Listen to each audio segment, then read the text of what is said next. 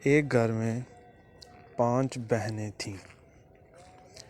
एक का नाम था टूटी था, दूसरी का नाम फट्टी था और तीसरी का नाम फीकी था।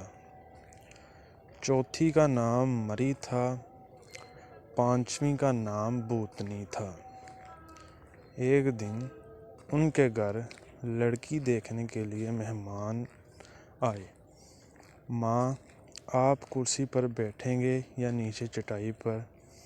मेहमान कुर्सी पर। माँ, टूटी कुर्सी लेकर आओ। मेहमान, हम नीचे चटाई पर ही बैठ जाते हैं। माँ, फटी चटाई लेकर आओ। मेहमान, नहीं, रहने दीजिए, हम नीचे ज़मीन पर ही बैठ जाते हैं। माँ, आप दूध पिएंगे या चाय? मेहमान, चाय। माँ, फीकी चाय लेकर आओ। मेहमान, नहीं, चाय रहने दें, आप दूध मंगा लें।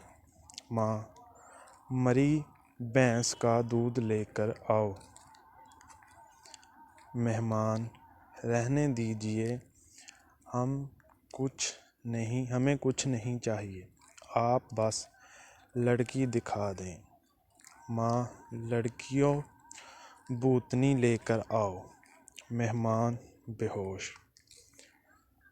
तो दोस्तों, अगर आप ऐसी मज़ीद कहानियाँ सुनना चाहते हैं तो हमारे चैनल को फॉलो करें और हमारे फेसबुक पेज को फॉलो करें। लिंक बायो में दिया जा रहा है आपको।